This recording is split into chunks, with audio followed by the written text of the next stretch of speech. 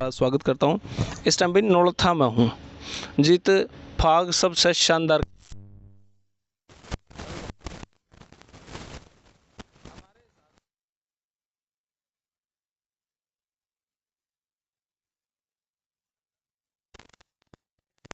सुरेंद्र गौड़ जी। Sir नमस्कार। नमस्कार जगदीप भाई, मैं wing commander Surendra Gaur air force में से विंग कमांडर रिटायर्ड हूँ। फ्लाइंग ब्रांच थी मेरी जी। और आपका आभार है कि इस गांव में आए आप और मेरा इंटरव्यू ले रहे हैं। तो सर कैसे हैं आप? बिल्कुल ठीक हूँ। अभी तक तो आपका इंटरव्यू होगा, उसके बाद देखते हैं क्या होगा। आप कांग्रेस से हैं जी और तैयारी आप करनाल की कर रहे हैं। जी। मतलब करनाल सबसे पचड़े वाली सीट जो यूं लगा भी एक तरफ आई है। मुख्यमंत्री साहब वहीं के विधायक, संजय भाटिया जी वहीं के सांसद, और वो सांसद जो पूरे इंडिया में दूसरे नंबर पर सबसे ज़्यादा वोटों से जीता गया। बिल्कुल, राहुल गांधी जी के बाद, राहुल जी के बाद सबसे दूसरे नंबर पर यही सीट जीती है भारत में, है ना जी, बीजेपी। और आप ही हटते इलेक्शन लड़ने की तैयारी करो हो, सोशल मीडिया पे भी कम एक्टिव हो, लेकिन मतलब यूं दिखा है भाई आपने बुराई के दिखा, लोग तक क्या कहोगे कि भाई भाजपा ने ये गलत काम करे हैं और इतनी खतरनाक सीट से। सबसे पहले तो ये है कि वो लड़ाई ही क्या जिसमें मज़ा ना आए, और जब संघर्ष आदमी करता है वो छोटी मोटी की लड़ाई, फिर तो मुख्यमंत्री के खिलाफ लड़ाई लड़ेंगे, मुख्यमंत्री के खिलाफ लड़ाई लड़ेंगे और इस भारतीय जनता पार्टी के खिलाफ लड़ाई लड़ेंगे। और मैं तो जो है कांग्रेस पार्टी को यही कहता हूँ भाई, सबसे ज़्यादा वोटों से ये बीजेपी ने ये सीट जीती थी, आप हमारे को मौका दो और हम जो है इसको 12 बजे तक, 12:30 1 बजे तक जो है लास्ट, हम इतने ही वोटों से जीत करके कांग्रेस पार्टी की, राहुल जी की झोली में, हुड्डा साहब की झोली में ये सीट डाल देंगे। अब रही बात, तो यह बात एक विंग कमांडर जो नो इफ नो बट में एक विश्वास रखा है और जो फटाफट काम करने पर विश्वास रखा है, फुल डिसिप्लिन, जो 12 बजे तक का टाइम देवा है संजय भाटिया जी, लड़ाई लड़ेंगे और जीतने के लिए लड़ेंगे। और देर हैज़ बीन रीजंस, कारण है मैं जो ये बोल रहा हूँ जी। आप मुझे ये बोलिए जी। कि संजय भाटिया जी के क्या क्वालिफिकेशन थी जो ये संसद बने? सिर्फ इसलिए कि उस टाइम पे जो है मोदी लहर थी, या मुख्यमंत्री जी का अपना नाक का सवाल था? आप मेरे को एक भी काम गिना दीजिए जो भाटिया जी के हैं, एक भी काम जो यहाँ किए हों, कभी किसी के दुख सुख में गए हों, कभी किसी का जो है कोई करनाल में या इसमें पानीपत में कोई और विशेष तौर पर आप देखो 6600 के करीब, एग्जैक्ट फिगर मुझे नहीं पता, 6600 हैं पुलिस वाले जो जी। हर एक जो है इन्हीं की घर की बही का को लिखनी हो, यही इन्हीं का सिस्टम इन्होंने कोर्ट में प्रेजेंट करना। एक दिन स्टे लग गया, अगले दिन टूट गया, फिर स्टे लग गया, वो बेचारे भूखे मर गए वहाँ पे। इतनी ह्यूमिलिएशन नौजवानों को कर रही है सरकार, और फिर ये इंतजार कर रहे हैं कि भाई इनको जो है इस तरह की सीट जीत के देंगे। और देखो ईवीपीजी के नौजवानों को हमने, हुड्डा साहब ने, ये सरकार ने लगाई और इन्होंने आते हटा दिया इसको। किस लिए भाई? क्या के नाम का एक स्पेशल जो है बैकवर्ड वाला जो सिस्टम था, जो जाटों के लिए इन particular SBC special backward class वाला मॉनिटर था, वो आते हटा दिया। मतलब नौकरी लगाने के लिए सरकार को बनाया जाता है, नौजवानों को रास्ता दिखाने के लिए सरकार को बनाया जाता है। ये सरकार जिन्होंने सरकारी स्कूल बंद कर दिए, सरकारें कोई पूछने वाला हो भाई, सरकार जो सरकारी स्कूल खोलती है कि बंद करती है? गरीबों के बच्चे कहाँ पढ़ेंगे? इनसे पूछो ना, इनका क्या सिलेंडर 1100 रुपये कहाँ से लाओ, बताइए क्या करोगे आप? एक मिनट, आवाज़ आ गई भाई, थोड़ा सा फिर से टेक्निकल इशू आ गया कुछ भाई, ऐसा सुधा है हो जाओ के बार, तो माफ़ी चाहूँगा जी। सिलेंडर पे आ गए थे आप? सिलेंडर जो है 1100 रुपये जी। इनके मंत्री कुर्ते काट गए, इनके जो है सिलेंडर सिर पर ठा करके प्रदर्शन किया करते। अब क्या हुआ उसका? मतलब कहीं तो आदमी, किसानों की आय दुगुना करेंगे जी। अरे कहाँ कर दी भाई, कर दी? कौन से किसान की हुई बताओ? एमएसपी कहाँ गया? उल्टा किसानों को जो इनकी ज़मीन बेच का डानियर को इनको भिखारी और बना दो। ये कहाँ की नीति है? कितने किसान मरे भाई? क्या किया इन्होंने? किसी घर भी गए क्या? उनको गुंडे और मवाली और बता दिया। ये कहाँ, कौन? अच्छा, ये एक पहली सरकार है जगदीप भाई, ये पहली सरकार है जो जिसमें सब स्टूडेंट बोला जी हमारे पास मास्टर नहीं है, टीचर बोला जी हमारी दूर बदली कर दी, ये सरकारी स्कूलों को बंद मत करो, आड़ती बोला भाई मारता भाव दे दो, उसका जो कमीशन वमीशन वो बढ़ाओ, जो किसान बोला भाई मारे जो खरीद लो टाइम पे। मतलब हर वर्ग परेशान है, इसको जो व्यापारी सारे सब परेशान है। मतलब एक भी मुझे आप बता दीजिए कि कोई भी आदमी सिर्फ इसलिए कि हिंदू मुसलमान जाट नॉन जाट, ये मतलब ये देश जो मेरे भगत सिंह राजगुरु सुखदेव और हजारों हमारे जो क्रांतिकारी थे जिन्होंने फांसी के फंदे को चूमा था, इसलिए जो चूमा था कि हमारे आने वाली पीढ़ी जो है धर्म की बातें करेगी, जातियों की बात करेगी। इस देश को जाति और धर्म पे बांटने के लिए किया था क्या? ये हमारे तिरंगे की शान के लिए बॉर्डर पे हमारे नौजवान खड़े रहते हैं, वो इसीलिए खड़े रहते हैं क्या? अभी जो देश के अंदर ये राजनेता आकर के या जाति और धर्म की बात करेंगे। बेरोजगार हमारे जो है अग्निवीर के नाम पे कितने सारे नौजवान, अरे भाई वो सेना जिसने 94,000 सैनिकों की बांग्लादेश के में पाकिस्तान के 94,000 दुनिया में सबसे ज़्यादा सैनिकों के घुटने टिका दिए, उस पर आप एक्सपेरिमेंट कर रहे हो। For what? किस बात के लिए? दूसरा जगदीप भाई, बहुत गजब के मुद्दे हैं इस देश के, अंधभगत इतने हो रखे हैं, दिखता ही नहीं कुछ भी। एक बात कह रहे हैं, बोला भाई चाइना पे, हम कहते हैं भाई इन्होंने चाइना पे कब्जा करवा दिया, चाइना का कब्जा हो गया मतलब हिंदुस्तान पे, हिमालय पे, और ये कहते हैं नहीं हुआ जी। तो इसमें क्या बहसबाजी की बात है? अब आपकी शक्ल जो है, आप 10 साल पहले कैसे थे, कैसे पता लगेगा? आपका 10 साल पहले का फ़ोटो रख लो और आज का फ़ोटो रख लो, सैटेलाइट, दूध का दूध पानी का पानी, सैटेलाइट पिक्चर जो है उस दिन की अवेलेबल है, हर जगह अवेलेबल होती हैं। सैटेलाइट पिक्चर जारी कर दें मोदी जी जिस दिन उन्होंने प्रधानमंत्री का पद लिया था, और आज की सैटेलाइट पिक्चर देख लो। यदि वहाँ पे जो है आपको कोई इंस्टॉलेशन, कोई बिल्डिंग, कोई रनवे, कोई उनका स्टोरेज उनको दिखाई दे तो मान लेना, नहीं तो मत मान, नहीं तो हम झूठे हैं। अब ये जो राहुल जी के ऊपर ये जो मामला बना रखा है इन्होंने पार्लियामेंट में, देखो भाई अडानी का भाई का साडू, भाई का ससुर, भाई मतलब भाई का समधी, उसने पैसे इन्वेस्ट कर रखे हैं, ठीक है। कितनी बार राहुल जी ने क्या पूछा, भाई आप कितनी बार विदेश गए, कितनी बार अडानी जी आपके साथ गए, और उनके बाद आपके बाद कितनी बार गए, और कितनी बार उनको कॉन्ट्रैक्ट मिला। अब एक बात और गजब की बात, मोटी भाषा हरियाणवी भाषा में समझ लो इस बात ने, नाली बनाने के लिए, खेतों के नाली बननी हो, गली बननी हो, उसके लिए एक्सपेरिमेंट मांगा जाता है भाई कि आपकी फर्म का अनुभव कितना है, ऐसे ही होता है ना? जी। अच्छा, मैं ये कह रहा हूँ कि भाई अडानी की कंपनी का जहाज़ बनाने का कितना एक्सपेरिमेंट था, कोई बताएगा? Zero experiment. उसको जो है उसको ये दे दिया गया।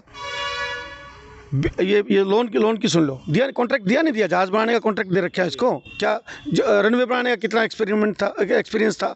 जीरो, उसको दे दिया। रनवे, काफ़ी सारे रनवे उसको बेच दिए गए।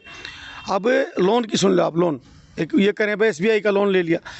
SBI का क्या होता है कि लोन कुछ पर्टिकुलर अमाउंट है, जैसे मान लो 1,000 करोड़ है, उससे ऊपर बैंक दे ही नहीं सकता।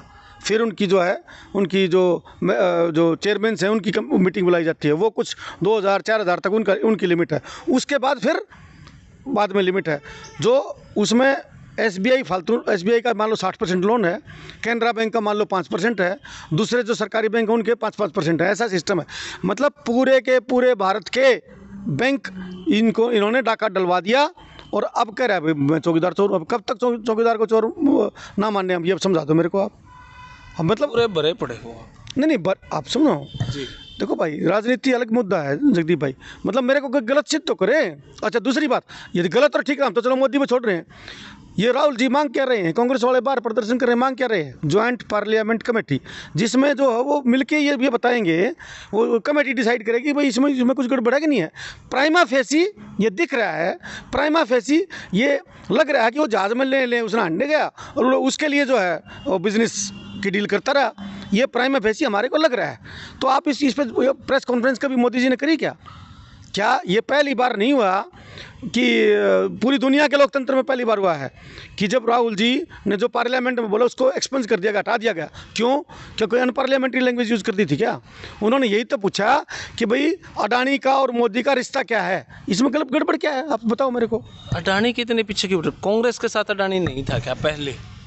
अडानी कोई अभी इतना बड़ा करोड़पति हो गया, कांग्रेस के टाइम में नहीं था? देखिए, अडानी कांग्रेस के टाइम में था, अडानी एक बिजनेसमैन है, अडानी अपना काम कर रहा है, बहुत अच्छी बात है। हमारा मुद्दा ये है कि वो 200-300 नंबर था, ये जो है ये 10 साल में 9 साल में बल्कि कैसे पहुंच गया दूसरे नंबर पर। हम तो वो टेक्निक जानना चाहते ताकि हम अपने नौजवानों को, बेरोजगारों को। रामदेव भी तो पहुंच गया। रामदेव भी ऐसे ही सिस्टम है। मतलब कई बार यूं लगा जैसे इंडिया के जो भी बड़े बड़े टॉप बिजनेसमैन हैं उन्हीं के खिलाफ आप एजेंडा फैलाओ हो, जो फॉरेन से जो इन्वेस्टमेंट है उनके खिलाफ नहीं फैलाते। मतलब कहीं ना कहीं ये बातें चले हैं। आप मुझे बताओगे 100 रुपये का एक जो है एक अभी इंडिया का कोई बिजनेसमैन बढ़े तो हमें बूस्टअप करना चाहिए। अच्छी नहीं, बहुत अच्छी बात है, बहुत। मैं अभी बूस्टअप कर रहा हूँ ना, आप 2 मिनट दो भाई, बूस्टअप करूँगा मैं जी। इंडिया का जो नागपुर में मेट्रो चल रही है वो चाइना की मेट्रो है, ठीक है ना। चाइना के वो पैसे जो है वो लेकर के लगा दिए उसमें, अडानी को उसमें बना देते ना, अडानी की फैक्ट्री लगवाते थे ना। अब ये जो 1 लाख करोड़ या कितने लाख करोड़ का घोटाला है, इसमें स्पष्टीकरण कौन देगा? आप क्या प्रधानमंत्री किसी एक पर्टिकुलर आदमी को सिर्फ इसलिए कि कोई इंडिया का वो चोरी करने का अधिकार है क्या? हमारे जो फौजी हैं वो तो मरेंगे, ये अपने यहाँ पे इन चोरों का जो है साथ देंगे, ये क्या मतलब है इस बात का? सिर्फ इसलिए कि कोई इंडिया का उसको चोरी का अधिकार है ये? अच्छा, एक और गजब हो रहा है, कोई बोल दे जगदीप भाई, कोई बोल लेने के खिलाफ उसने उठा के अंदर कर दे। मेरे को एक पत्रकार भाई ने पूछा, बोला जी आपको डर नहीं लगता? मैंने कहा भाई मेरे पास तो 5 रुपये ज़िंदगी में बेईमानी कमाए नहीं, डर किस बात का लगेगा? हम अपन साधु आदमी, ये क्या साधु? मैं साधु हूँ? एक खोटा पैसा भी मेरे को जो भी सरकार ने पेमेंट दी वो मेरे कहाँ गए ये इन्हें उल्टा देना पड़ेगा मेरे को। तो ये जिनको भी जो इनके खिलाफ बोलता है उसको उठा करके अंदर कर देते हैं, उसके खिलाफ ईडी भेज देते हैं, उसके खिलाफ लोकतंत्र खतरे में नहीं है तो क्या है इसमें? गड़बड़ क्या है? राहुल गांधी जी ने बोला जी विदेश में जाकर भारत की बेइज्जती कर दी। अरे भाई आप क्या करते हैं? आपकी वीडियोज़ हैं, अब वो कहाँ गई? मतलब आप करे तो करसन लो, हम करे तो लफड़ा, ये क्या तरीका है जी? तो भाई यहाँ पे हमारे सुरेंद्र गौड़ जी इतने बड़े पड़े हैं, एक बात छोड़ दो, लगातार बोल्स के हैं, इतने एजेंडे फिक्स कर रहे हैं हमारे सुंदर। सरपंचों वाली देख लो आप, सरपंचों को लट्ठों से पिटवाना है, क्या मतलब बनता बताओ?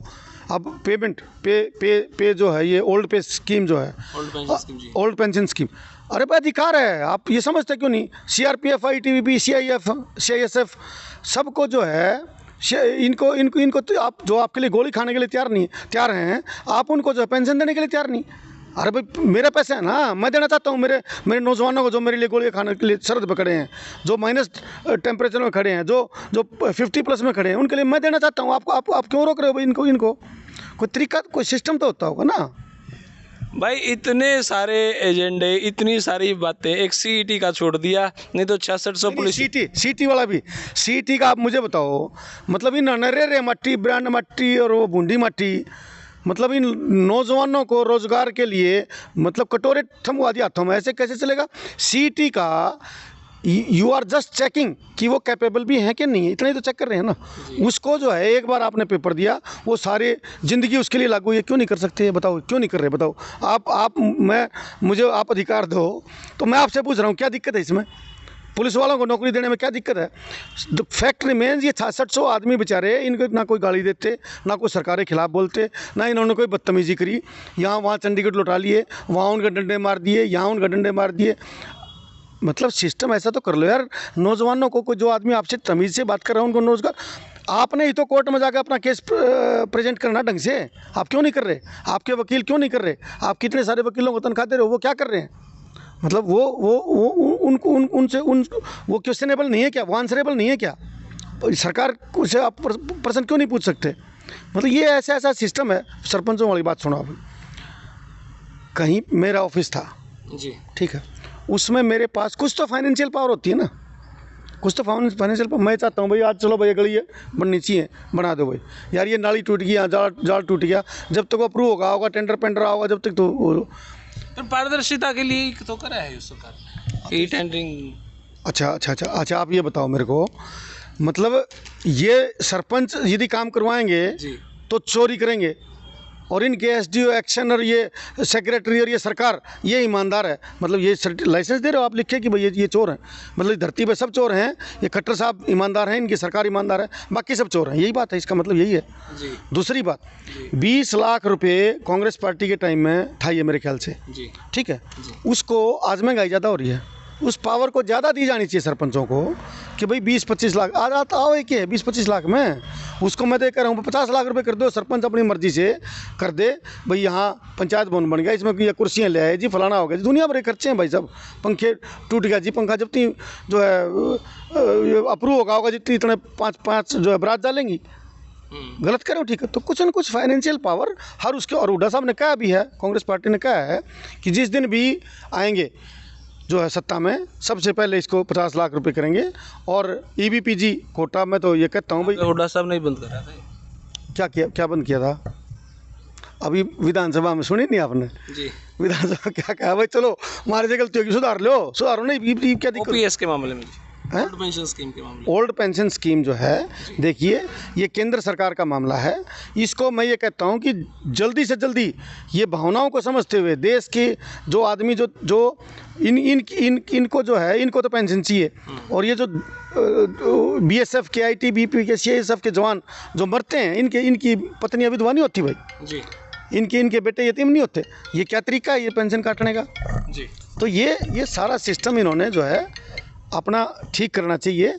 और मुझे लगता है अब क्या ठीक करेंगे, अब जब अभी तक नहीं करा, इनकी नीयत में ही खोट है, ये सरकार जो है ये सिस्टम इनका ऐसा है। और मुझे लगता है अगले 1 साल बचा है, इसमें जो है केंद्र में भी कांग्रेस पार्टी की सरकार होगी, और हरियाणा में तो भाई भूपेंद्र हुड्डा के आशीर्वाद से दीपेंद्र हुड्डा मुख्यमंत्री बनेंगे और सारा सिस्टम बनेगा। तो मतलब दीपेंद्र में मोहर लग चुकी है? नहीं, मोहर तो देखो बाय मिस्टेक निकल गया शायद मुंह से। नहीं, देखो ब्याह में इज्जत उसकी होती है जिसके हाथ में पर्स होता है। इलेक्शन में, राजनीति में जो है उसका इज्जत होती है, वो कैंडिडेट बनता है, चाहे वो मेंबर पार्लियामेंट बनना हो, चाहे एमएलए बनना हो, चाहे मुख्यमंत्री बनना हो, जो मेहनत करता है। अब आप देखो दीपेंद्र हुड्डा जी जो है वो 16 18 घंटे जो है काम करते हैं। और रही बात भाई आगे आने वाले टाइम की, भाई जैसे आप लोगों के हाथ में हमने जी ये दे के जाना पड़ेगा ये देश को, तो मैं तो ये कहता हूँ भाई जिस दिन जो है भाई भूपेंद्र हुड्डा जी के जो खड़ाऊ सिर पर रख के चलेगा, मुझे लगता है सारे हरियाणा के रिकॉर्ड तोड़ देगा। और नौजवानों में लोकप्रियता भी है भाई जी, है ना? बिल्कुल। दीपेंद्र जी को लेकर कोई नेगेटिव इमेज, कोई नेगेटिव इमेज नहीं है, किसी के खिलाफ नहीं बोलता, कोई लेना नहीं कोई देना नहीं, पोलाइट है। और एक भी कोई करप्शन, देखो गांव में सरपंच का छोरा बन जाए, वो एक कंधा पर के देखने लग जाए, ठीक है ना? आप मुझे बताओ, मुख्यमंत्री का बेटा है, सांसद रहे हैं, कोई एक नेगेटिव इमेज? सबसे बेस्ट एमपी में से काउंट हुए थे। तो डिसेंसी जो है वो हर जगह है। और मैं एक बार फिर से जो है, आप ये कर रहे थे ना कि भाई फौजी है, इतने कॉन्फिडेंस से कैसे करें। मैं मेरी मेहनत पे कांग्रेस पार्टी के जो सिस्टम है, जो नीतियाँ हैं उन पे, और भारतीय जनता पार्टी के निकम्मेपन पे कॉन्फिडेंटली कह सकता हूँ। और इस पर्टिकुलरली करनाल की सीट जो सबसे ज़्यादा वोटों से भारतीय जनता पार्टी ने जीती थी राहुल जी के बाद, तो 100% जीत के दूंगा। इसमें कहीं किसी तरह लोगों को समझाने की तो ज़रूरत है। राजनीति में करना क्या है, चोर हम नहीं, बेईमान हम नहीं, ईमानदारी से काम करेंगे। पाछे करे हैं, पाछे ठाक देख लो, उसमें क्या दिक्कत। 1% भी ज़िंदगी में कहीं कोई गलतफहमी नहीं करनी। राजनीति में एक और बात है ना, फ्रॉड कर लो, फलाना कर लो। एक मैं जाता हूँ ना, लोग बोलते हैं मेरे को, बोला जी देखियो राजनीति में जो है ना, ये राजनीति वाले कोई किसी के नहीं होते। मगर भाई राजनीति वाले किसी के नहीं होते, इसका मतलब ये है कि तुम्हारे भी नहीं है। तो आप जो आपके हैं ही नहीं, उनको वोट क्यों दो? जिन्होंने आपको चीटिंग की उसको वोट क्यों दो? जो आदमी आपका सच्चे दिल से, ईमानदारी से जो है आपके साथ जुड़ना चाह रहा है, जो फौजी है, जो मेहनत कर रहे हैं, भाई दीपेंद्र जी की जैसे आपने अपने आप मुँह से तारीफ करी, पत्रकार महोदय, बिल्कुल। तो हम ऐसी टीम से जुड़े हुए हैं, तो हम परिणाम देंगे। बहुत बहुत शुक्रिया सर, बहुत धन्यवाद। तो भाई पहली बार ऐसे कांग्रेसी का इंटरव्यू है जब मैं टॉपिक कोई सा बख्शा ही नहीं। मैं सोचा मैं एक सीईटी का छोड़ गया, वो भी नहीं छूटा भाई। मज़ा आ गया फिलहाल तो इंटरव्यू में। आपने वीडियो किसी लगी कमेंट बॉक्स में रहे थे। तब तक के लिए धन्यवाद। जय हिंद, भारत माता की जय। थैंक यू भाई।